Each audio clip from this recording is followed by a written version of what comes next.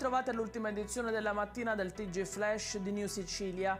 Nuovi aggiornamenti sull'omicidio dei due coniugi di Racalmuto uccisi nei giorni scorsi all'interno della loro abitazione in un complesso di case popolari. Pare che sulla mannaia da macellaio utilizzata da Salvatore Sedita, figlio delle due vittime, per trucidare Giuseppe Sedita, 66 anni, e la moglie Rosa Sardo, di 62, ci sia un'impronta. A rilevarlo sono stati i carabinieri. Saranno necessarie delle comparazioni al fine di stabilire se l'impronta sia compatibile con quella dell'indiziato. Diminuisce l'incidenza dei casi Covid nella settimana 9-15 dicembre, che passano a 296 da 375 della settimana prima. L'RT medio calcolato sui casi sintomatici è in calo e sotto la soglia epidemica, è quanto emerge dal monitoraggio settimanale dell'Istituto Superiore di Sanità sull'andamento del coronavirus in Italia. Cala l'occupazione dei posti letto nelle terapie intensive e sale invece in area medica, una sola regione a rischio alto, 10 a rischio moderato. In Sicilia invece, secondo i dati del DASOE, nella settimana dal 5 all'11 dicembre l'isola si registra un lieve incremento delle nuove infezioni Covid. Il tasso di nuovi positivi più alto rispetto alla media regionale si è registrato nelle province di Enna, Palermo e Ragusa.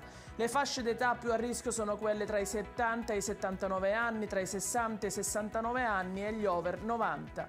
In lieve aumento le nuove ospedalizzazioni, più della metà dei pazienti in ospedale risulta non vaccinato.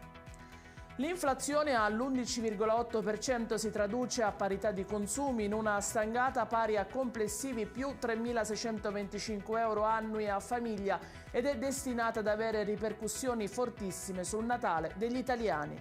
Lo afferma il Codacons dopo i dati definitivi diffusi oggi dall'Istat. In base alle stime, una famiglia su 3 ridurrà i consumi durante il Natale, con un danno per il commercio e l'economia nazionale. La regione dove i prezzi crescono di più è proprio la Sicilia.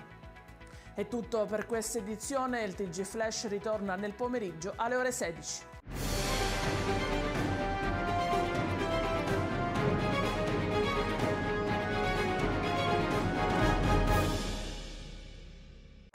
Natale ad Acireale. Dall'8 dicembre all'8 gennaio nel centro storico mercatini, circuito dei presepi d'arte, la casa di Babbo Natale, la pista di pattinaggio sul ghiaccio, concerti musicali nelle chiese, laboratori, il trenino turistico natalizio, oltre a tante iniziative di solidarietà.